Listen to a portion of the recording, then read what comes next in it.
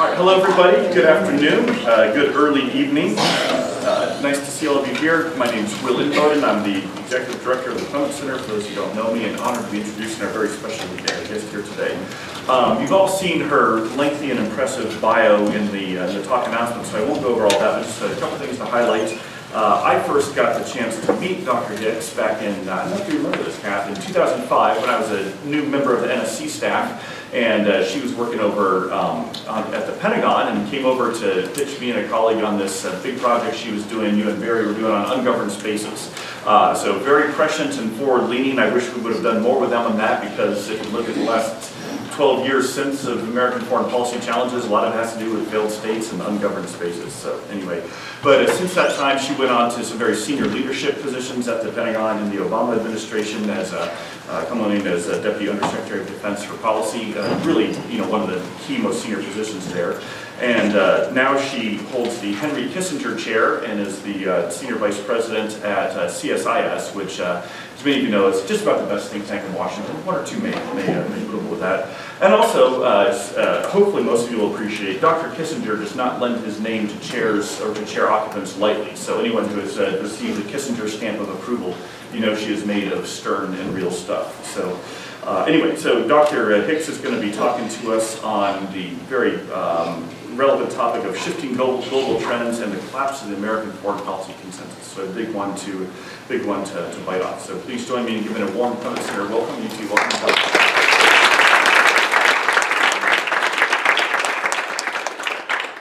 Well, good evening, everyone. It's great to be with you here. It's great to be in Austin. And I am battling a little cold. It sounds like Will is as well, and probably half of the audience at this time of the year. So I'm going to apologize in advance if I cough in an unseemly manner for a lecture. So, as Will said, I work at a place called the Center for Strategic and International Studies. It's a think tank in Washington. There's lots of think tanks in Washington. One of the things we really particularly pride ourselves on at CSIS is this idea of bipartisanship. Perhaps you've heard of it in the distant past. So we like to think we're very influential people. We combine Republicans and Democrats all the time, trying to work on hard problems of the day. But often it feels more really like this. We are all alone in a sea of partisanship in Washington. And as somebody who works on foreign policy, where the consensus, bipartisan consensus has been strongest in many cases, this is particularly troublesome for us. So what I wanted to do today is maybe take a lens, a foreign policy lens, at some of the things that we all know, which is what is happening in the world. What do Americans wake up to every day? When they pick up their smartphone, what is it that they're looking at if they're looking at foreign affairs? And then talk a little bit about how that has relationship to what's happening domestically, and maybe why we're seeing some of the trends we're seeing. And then end on what I hope is a pretty pragmatic, practical pathway. It's a good alliteration. That will lay out what I hope to be sort of some truisms for foreign policymakers that they ought to be thinking about, given all the things we know about the world around us, about the domestic environment, and about the history of U.S. foreign policy. And then a few priorities for any administration to focus on in foreign policy. So let me begin just with the litany, and I'm going to go over the wave tops of these. I'm happy to talk in the Q&A, but there's a lot going on in the world. So what I want you to take away really is more the oppressive sense of confusion. And it begins, let's start with terrorism. Probably at the top of the list for most Americans when they think about foreign policy, if they're thinking about foreign policy, they're thinking about the rise of the Islamic State in Syria and Iraq, and they're thinking about its transformation into a global movement that can threaten them at home. We know from polling, and you're going to see a lot of polling both shown and referenced by me in this talk, that this is what, when Americans think foreign policy, this is what's at the top of their threat list. We obviously know that the Iraqi government, with a US-led coalition, is retaking parts of its territory, and largely with Mosul now retaken, the last IS stronghold in Iraq, we are largely moving back toward a status quo ante with regard to Islamic State Iraq. In Syria, we can kind of foresee an end state coming where the Islamic State is pushed into Raqqa. And then the question, of course, becomes what happens next in these two countries. But beyond that particular region, we have major cells of IS in Afghanistan, Libya, Yemen. And of course, we have the threat of homegrown terrorism here in the United States, and the Europeans are dealing quite a bit with the threat of the Islamic State or offshoots of Al-Qaeda. So we're likely to see, even if IS, if you will, is defeated in its home territory, we're going to likely see, whether it's IS or new forms of Al-Qaeda, some form of terrorist threats around the world under some name. And a lot of this probably will be driven from an Islamist ideology. The drivers of that are the ability to disseminate messages via social media and the internet, low-cost, low-tech approaches to achieve strategic effect, greater access to militarily relevant technology. Those things aren't going to go away in the world, along with grievances that come from poor governance. A quick snapshot of a place that's particularly challenging, and I think is a great microcosm of how the variety of challenges that we face in the world are coming together, is Syria. So what are all the different things going on in Syria? Let me give just sort of maybe a top 10. It's at the intersection of issues with civil war, great power debates, regional politics, and terrorism and non-state challenges. The civil war in Syria started as its manifestation, if you will, of the Arab Spring. The government brutally cracks down, and today you have a country that's essentially completely incapacitated. Over 6 million Syrians are internally displaced, another 5 million have fled abroad, Jordan, Lebanon, Turkey, and then beyond them, European countries bearing the bulk of that burden. You have key nations on opposing sides, Iran and Russia obviously on one, the United States-led coalition with the Gulf states and Europeans on the other, trying to get to some kind of negotiated peace on the US-led side, not really getting anywhere on that. And you have a very crowded, literally battle space where you have US and Russian, for instance, and Iranian actors operating in very close quarters, so that raises the risk of miscalculation. That's everything happening in the world in one small space. But let's move all the way over to Asia and talk a little bit about China. What are Americans seeing when they hear about China? Well, they may know that China is the most important pacing technological challenge for the United States military. And that's true in almost all areas, although Russia, which I will talk about next, is a pacing challenge in some key places, such as on nuclear weapons. They may also know that China is investing significant resources in its military and developing capabilities that seem to be explicitly designed to prevent the United States and its allies from opposing Chinese will in East Asia and increasingly beyond East Asia. They may know that China is challenging basic norms of rule of law by building out land features, which some people call islands, but land features in the South and East China Sea. And of course, in the economic realm, they may know that's the world's second largest economy, it's growing, and there's concerns about everything from intellectual property theft to talk of trade wars coming out of the United States. So the specter of conflict between the United States and China sort of looms in the background at times, raises and lowers its temperature from time to time. It's not the biggest near-term threat motivator to many Americans. It's just sort of out there as a concern. Russia is not on the rise like China. It's actually on the decline, but it's choosing to be a spoiler, and if it's going to go out, it's going to go out with a bang and keep as many resources in the kleptocracy as long as it can. Like China, it's also challenged the rule of law. It's invaded Ukraine, of course, in 2014, annexing the region of Crimea, and of course it has activities well beyond that, including its engagement in Syria, and including, of course, what it has been doing in the United States and Europe with regard to disinformation campaigns. It's a really good poor man's playbook being played out: energy and economic manipulation, corruption, little green men, conventional military harassment, nuclear saber rattling. So it's going, and cyber, and it's going all the way up and down the spectrum, if you will, of tools. Simply put, its goals seem to be anywhere that it can make the US look bad, works out pretty well domestically for the Russian government. So it's a dangerous power. It may be in decline, but it doesn't look like it wants to go down quietly. And then, of course, what most people are talking about these days, if they're thinking about foreign policy, it might be the fire and fury issue set, which brings to mind directly North Korea. So we have North Korea doing missile launches. It's long been doing that. It's long had provocations through the Kim family. But now it's really ratcheted up the pace and size and capability of those missiles. And it has a small nuclear arsenal now married to long-range, demonstrating capability to marry to long-range missiles.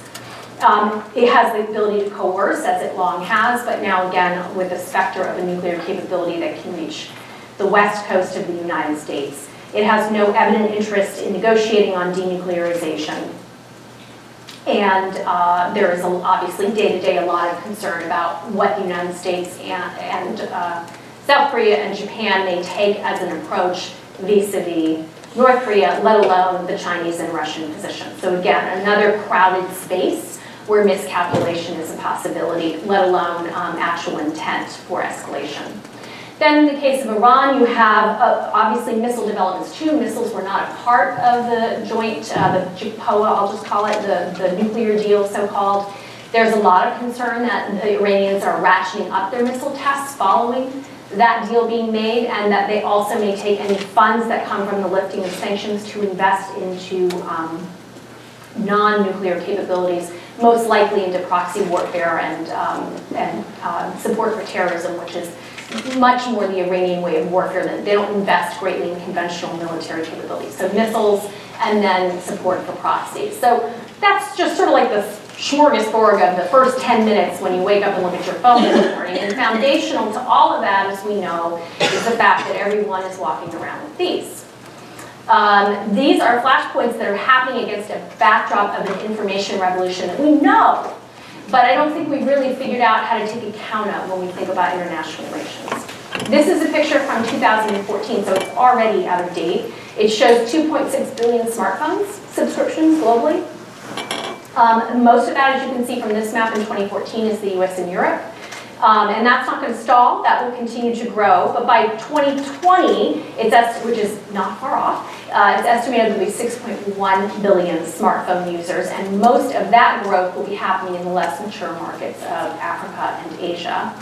By that 2020, if we get to around 6 billion, which I think is quite likely, we're actually going to see a point where smartphones have finally overtaken the number of active fixed line subscriptions throughout the world. So people are walking around, their own Intel analysts looking at their Twitter feed, trying to figure out what's happening. They're communicating with one another, they're developing opinions, and of course, what are smart folks in the international system doing? They're going to weaponize that. Now this is an example pulled from the New York Times about Russia. But it's not just, and I'm not going to go into detail, I think everybody knows what the Russians are up to, but it's not just Russia, right? We have Sony Pictures hacked by North Korea, we have the Iranians with the Saudi oil company, Aramco, we have the Chinese theft of intellectual property and the Chinese lift out of OPM of personnel data for US government employees. And more recently, for those of you who are following this, you have the UAE and Qatar coming at each other through a lot of great lists of Hotmail accounts and things like that where they're attacking each other. It's not just cyber, as some of those examples pointed out, but it's also AI, it's bots. And it's probably worth noting here that while we believe we follow a rule of law in the United States, we are good at this. We could do this as well. We are one of those actors in the international system. So that's one of the ways in which globalization is affecting international relations. It's not the only way, and I'm not going to be able to go through everything today, but I do just want to mention, because I won't get to it, obviously other parts of the world I'm not going to touch on, as well as issues of pandemics, issues of spreading technology that I may not be able to get into here, alongside this information change and the movement of humans. These are big factors. I am going to talk, though, about climate. So climate change obviously is a big concern in terms of where populations are moving and how well we can supply the needs of humanity going into the future. By 2050, the world's population is expected to increase from 7.3 billion to 9.7 billion, with more than half of that growth occurring in Africa. Over that same period of time, meat consumption, as one example, is projected to rise about 73%, and dairy consumption about 58%. Over just 2010 levels. And even at that rise in productivity, we will not be able to meet the demands of the population that exists If you add on to that the changes that are happening in the climate, which are causing issues of resource scarcity, you have up there in the upper corner a picture of chronic flooding, which I don't need to tell people in Texas is an issue.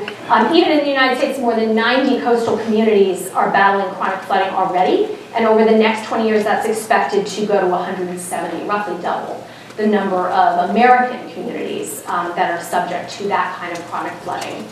So let's just take one interesting case, if you will, of where some of these trends come together. And I think this is wildly under-discussed, and I'm sorry that slide comes out a little strangely. And that's urbanization. By 2050, 60% of the world's population, the UN estimates, will be living in cities, in large urban areas. And we're going to care about that population, in part because they're going to generate 80% of gross domestic product. Now, some of those cities are going to be ours, and they're going to be in other advanced industrial nations, and they're going to be well-governed. And they're going to have, in that good governance, they're going to come up with great plans for dealing with things like floods. And they're going to have great plans for educating and preventing pandemics from running rampant. But a lot of the growth of this urbanization, once again, is happening in Latin America and the Caribbean. It's happening in Africa and Asia. And these are areas, in many cases, not all, where they don't have that capability. And they're going to have a very pressurized system in these urban areas. And again, we're going to care because there's a lot of money, if nothing else, being generated by these areas, as well as the threat of health concerns and actual physical violence that can occur in these urbanized areas that are not well managed. So this is a whole other kind of challenge set than the ones we've talked about before that maybe hark a little bit to how we thought in the 1990s about the three-block war, for those who remember those, that sort of Marine Corps framework of Somalia and other areas of the world where we have to learn how to operate and understand how to protect our interests, whether that's with military, economic aid, or governance assistance. So now I'm going to turn the frown upside down. You can tell my mom. Turn the frown upside down, right? So the first thing I'm going to do is stay here on urbanization and turn this around. Urban centers are often vehicles for great promise and growth. They have been throughout our history, throughout the history of mankind.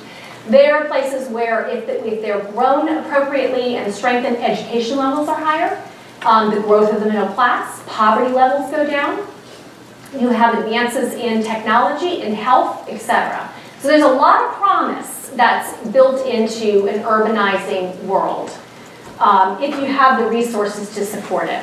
A couple other factors that I think are weighing in our favor, if you will. This is slightly old. This is from 2014, so it predates the worst parts of the Syrian civil war. But what you can see over this period is that something's been going right in the international system since the end of World War II.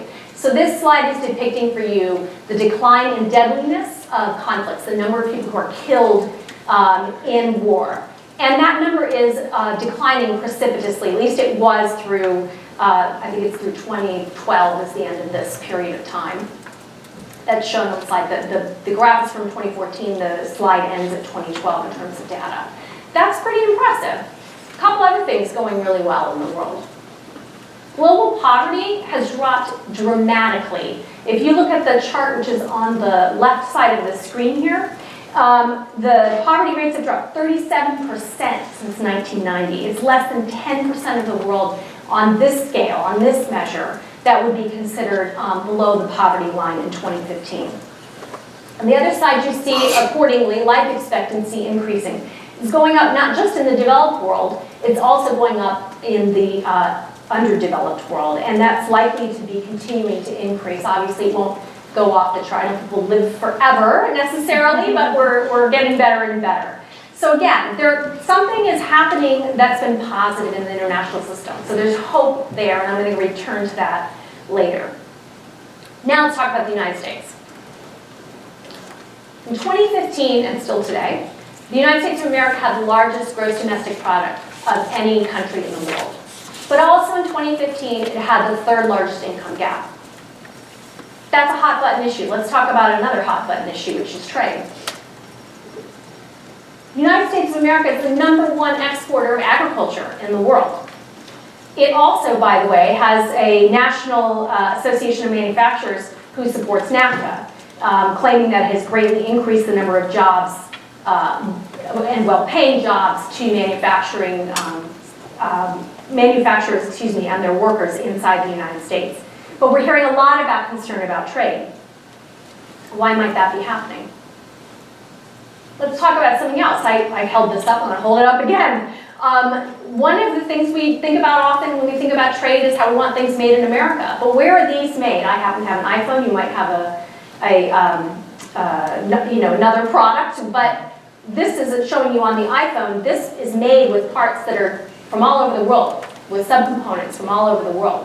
Americans don't want to give these up, right? We know that. And we know they like their prices falling at Walmart. And we also know that a lot of those products have origins and supply chains that go around the world. So what exactly is happening in terms of the American discussion around issues of trade? Well, this might be one part of the explanation, and maybe you're well familiar with this. Sometimes when I give this presentation, I have enough time that I show a short video of a trucker who talks a lot about, it's an economist video, a documentary they shot, talks a lot about sort of how he thinks about these issues of trade and automation.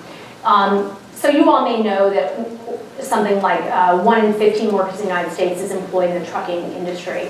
This is not giving you a trucking example here, this is just a welding example, which is to show you that it takes $25 an hour for a human to spot weld. It takes a robot 8. You got to pay a robot, pay for a robot costing much, much less than it costs for a human. Another issue that comes up a lot as a hot button related to this basket of the divided society is immigration. We're extremely divided on immigration. Actually, maybe pleasantly surprised, I guess I would say, at how divided. 45% of Americans, when polled by Pew in October of 2016, shortly before the US election, said that having more immigrant workers hurts Americans. 42% says having more immigrant workers helps US workers. Very divided over these issues. What are the effects of all this churn that's going on, all this uncertainty, all this mixing of things that we may know in our heads but may not apply to everybody, may not reap the rewards evenly? Globally, what we're seeing is the appeal of populism. So the picture you have here, we have a picture of Syrian refugees during a ceasefire. As I mentioned before, we have a massive movement of population. It is actually the largest human population displacement since the end of World War II. I actually think by now it's displaced to become the largest human population displacement. In addition to all the folks who have left, as I said, Syria into their near region, they have also moved a significant number into Europe, and beyond just the numbers, it is causing a great deal of political imbalance in Europe. There's concerns, of course, about terrorism, but also concerns about strains on social systems and economies, angers about the perception of threats to culture and heritage. This combines with these concerns I mentioned before that are happening globally or in many areas, particularly in the developing world, about unfair trading practices, about sovereignty, and you're starting to see or have seen over the past 2 years a fueling of populist movements. Now you know this, you've seen this in Brexit, you've seen it in the US, and by the way, very importantly, it's coming from the left and the right in most industrial countries. So there really does seem to be Americans, in our case, coming up against a global elite. The Brits, frankly, are experiencing a very similar have and have not debate going on inside their countries. The other thing that's coming alongside that populism, though they don't necessarily have to go together, is the rise of autocrats, or at least the appeal of autocrats. And here are some of the world's favorite autocrats. It's not all of them. But you have here Erdogan in Turkey. You have Putin, of course, in Russia. You have Duterte in the Philippines, Maduro's in Venezuela, and Kim Jong-un, to name just a few of the world's favorites. I do think the one probably noticeable missing one, which people can debate, is President Xi in China. He has really tightened the grip of the Chinese government, and one could argue about how close he is to this group of people versus his own category, but I think it's fair to say that the communist system in China is pretty autocratic. Okay, so So that's the world. That's kind of what's happening in the US as a reflection of a lot of those world trends. And, most prominently, the pieces about globalization and concerns about being unable to control your world environment, whether it's what you get paid, what your future looks like, who your neighbor's going to be, or what the world around you is. Now let's combine that, look at what's actually happening with the United States of America as we think ahead to our foreign policy. So take a look at this pair of graphs. Since 1994, there has been more than a 20% rise in the percent of the population that holds unfavorable or very unfavorable views of the other party.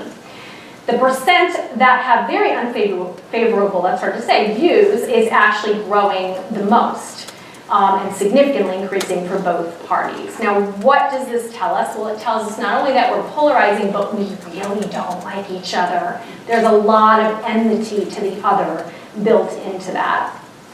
There's probably a lot of causes for this. I'm not an American political scientist, but I do like to dabble. I'm sorry for them. So I will just say, I think there are things that relate to our campaign finance approach, our two-party system, disparities, of course, demographically, in income, education, culture, geography, a lot of the things I've already talked about in terms of different experiences in different parts of the country or with different segments of the population.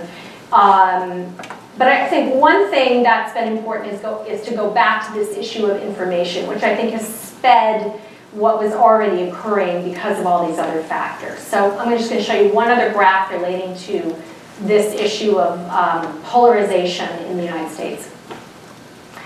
So a lot of Americans get their news, or get at least some news, from social media. And this is from a Pew poll, also from 2016. Not shown here, but in the poll, Pew assesses that 6 in 10 Americans get some news from social media.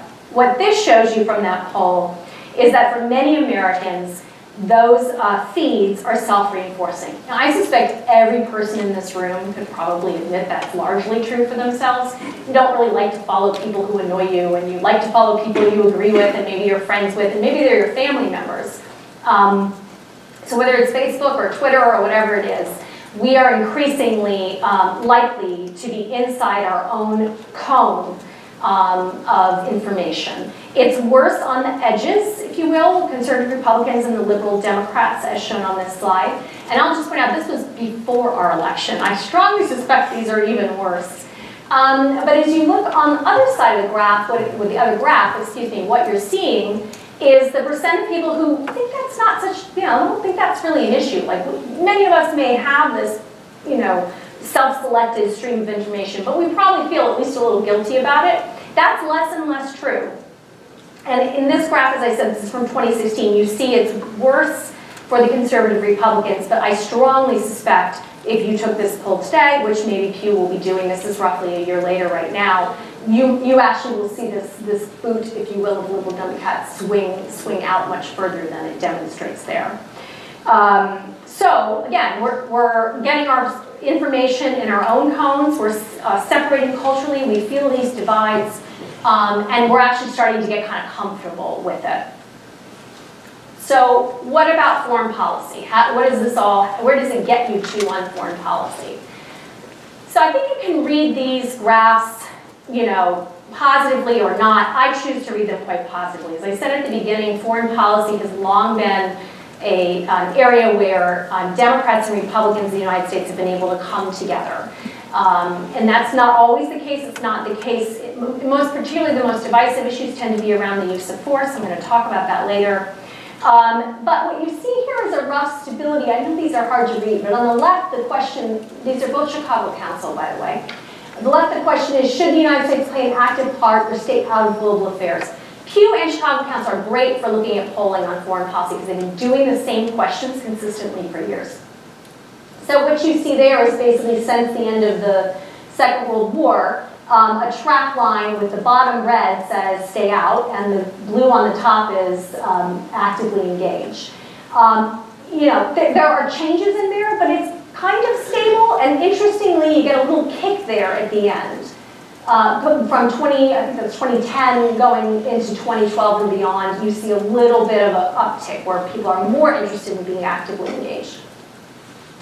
If you look at the one on the right, still Chicago Council, the U.S. should mind its own business internationally, let others get along as best they can. The bottom one is just don't have an opinion or I refuse to answer. The blue is I agree, we should stay out of things, and the orangish red is I disagree, meaning we should be engaged. Again, you see it's gone back and forth, but the red, we should be engaged, is actually kicking upward since 2010 and has, for most of that trend line period, has been moving upward. You do see some trouble, if you will, that you could correlate probably to the Iraq War period. I think the big question for us, those of us who work in foreign policy, is where are these trend lines going next?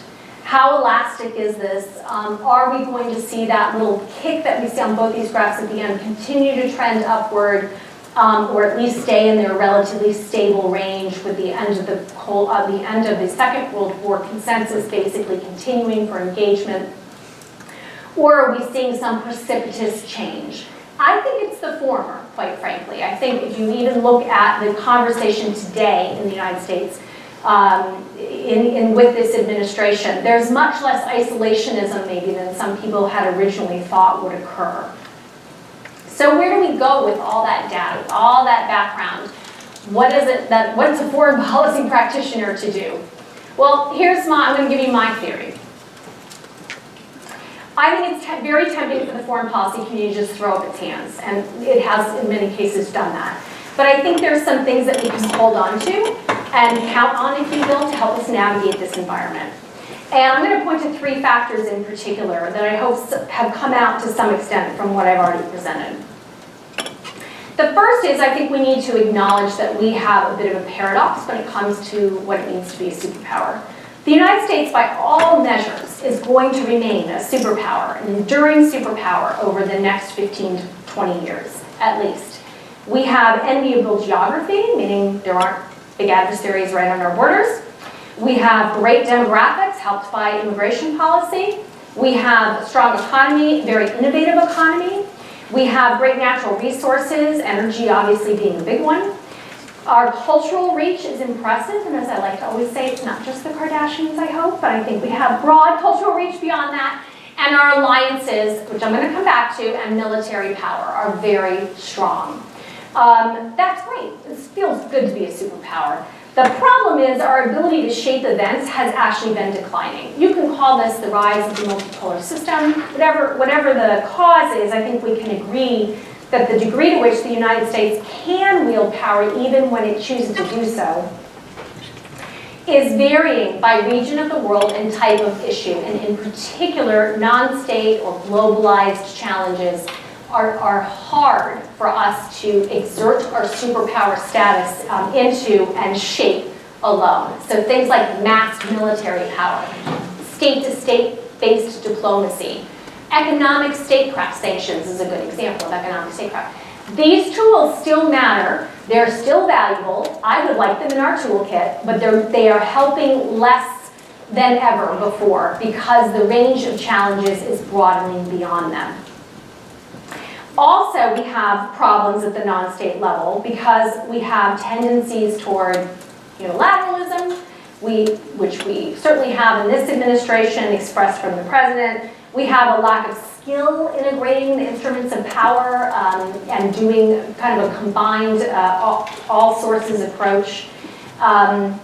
We can't drive long-term changes when we're impatient, which we are often impatient. So big governance challenges like what do we do about the country of Jordan when we have Syrian refugees who are flooding into it and it doesn't have an economy that can support them, and 15 years down the road, what's the answer? Americans aren't thinking about that, right? I mean, that's not how we're programmed. We don't do big government-led development programs, certainly not since on that scale since the Marshall Plan. And even then we had to sell that really as an anti-communist approach, not because we believed inherently or that we sold Americans to believe inherently in economic power. Okay, so great to be a superpower, but it's got some challenges. Our foreign policy has to recognize that. What are some other things that I think we can count on, if you will, if you're building a foreign policy? I think it's that a broad consensus still exists for having a leading role in the world.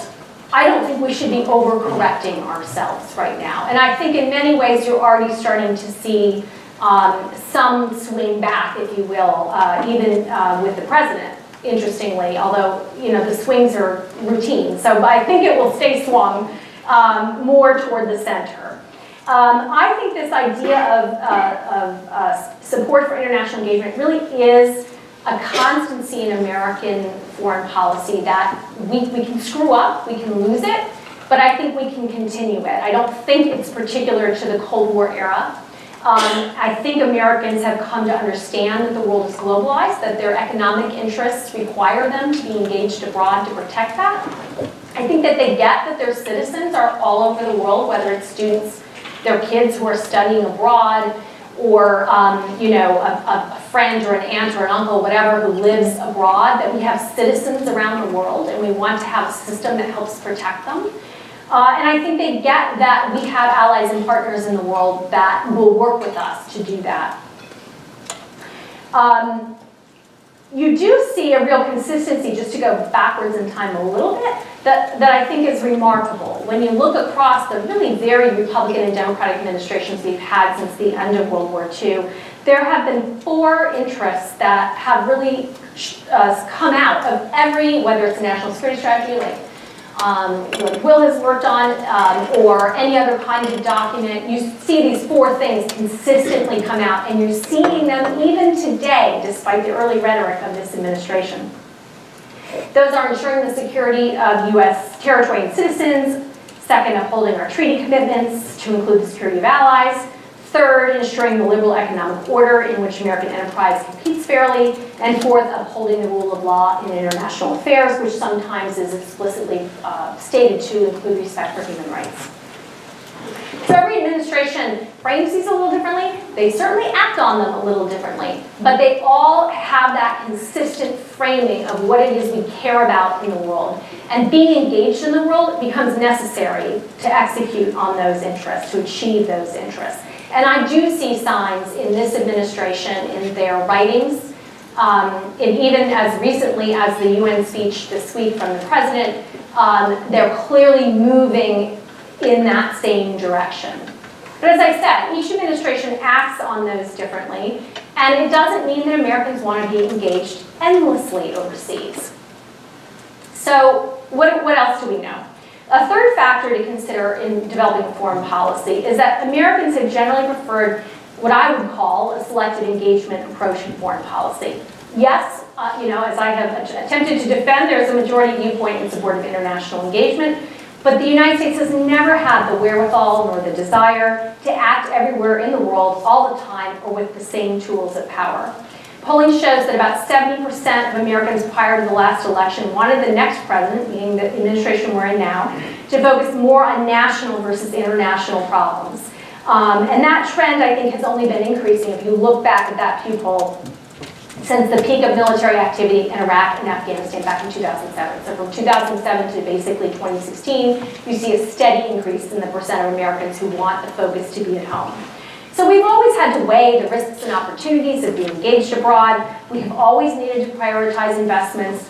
And the budget picture here just shows you how much more so that's the case today and why we can't just be, internationalist in everything. It's hard to see this graph, but what the arrow is pointing to is that there is only about 3% of the federal budget left after you do all the mandatory spending to pay for all discretionary spending. That's defense, that's the EPA, that's your national parks, that's your Homeland Security, that's your IRS, Postal Service, you name it. That little wedge is all that's left to pay for all those things. And so if Americans want to focus at home, and there's this wedge, which is not gigantic, we're not going to be endlessly engaging in big military commitments abroad. And I think the place, as I said before, where that is the place where you see Americans least likely to want to engage for an enduring period of time, which is big land-based force employment. And I think that's still true. In fact, again, following Iraq and Afghanistan, I think it's particularly true for this next generation. Okay, so where does that leave us? We have the benefit of superpower status, but less ability to wield it effectively. We have Americans agreeing that leading, or at least engaging abroad, is important to protect interests. But if the resource constraints and our national character and other factors limit the degree to which we want to take action overseas in a big way, especially with regard to military forces, what is the foreign policy imperative that should be de minimis for the United States? And I'm going to leave you with 3 that I think are important. I think the first is really for the foreign policy community to come out very strongly to point to the problems that polarization causes for foreign policy. We hear a lot about, obviously, polarization as harmful to us here within our system, but I don't think we account well and forcefully enough for how damaging it is to our foreign policy. Actually, John McCain has been pretty good on this point, but not too many voices are out there. The dysfunction that we have in our politics at home, the fact that we cannot resolve our tensions, or largely have not been able to resolve our tensions along partisan and other lines, is showing the rest of the world that our system is not a particularly effective one. And that's not good for US foreign policy, and it's not good for leadership in the world to design a system that works to our advantage, to put it bluntly. It also means we don't have stable resources. We don't ever know what our budget picture is because we can't ever even get a budget out. We can barely get budgets out. We get continuing resolutions, we get one-year deals, we get little deals, they call them little deals. And so it's really hard to think strategically about how to execute your foreign policy if you can't even count on what the resources are going to be. Obviously, as I think everyone has noticed, it makes our allies and partners a little uncomfortable. And I like to have people go through the mind exercise of thinking about how you might try to describe Libyan politics, Yemeni politics to somebody. And, you know, the eye rolling and the, oh my gosh, why can't they keep a stable government? Those maybe who work on Japan, the Japanese are constantly changing governments, right? And we have these conversations about how unstable these systems are. Now think of our system and how people around the world must be thinking about and describing the system that we are in.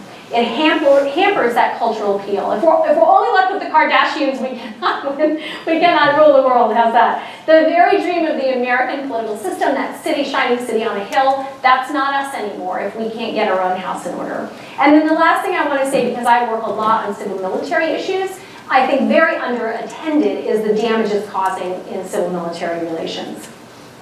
I do think it's demonstrating to the military that the political caste of this country isn't able to put aside politics long enough to make the hard decisions happen.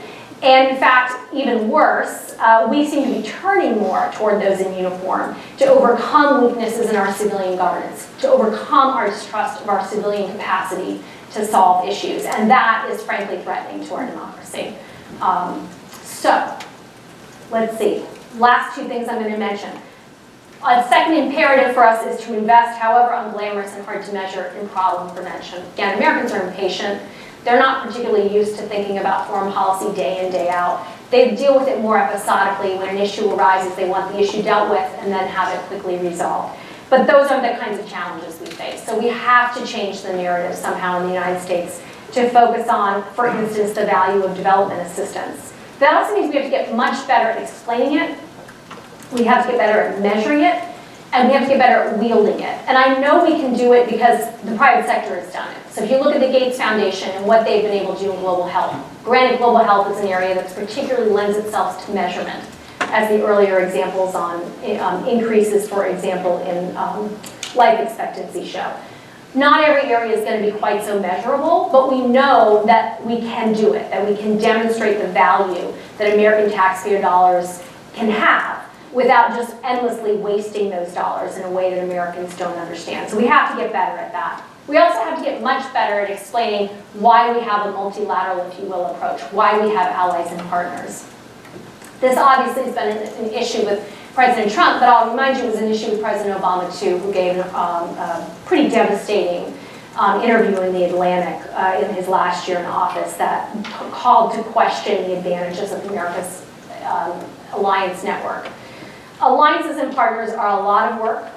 They take money, and sometimes they have little to show for it. So you have to get the lead but don't get suffered formula right. And I'm happy to talk about this in the Q&A, but I'm just going to say for the purposes of the argument I'm making here, we have definitely been on the better end of this deal for the past 70 years, and we need to keep making it better rather than give up the entire enterprise just from imprudent comments.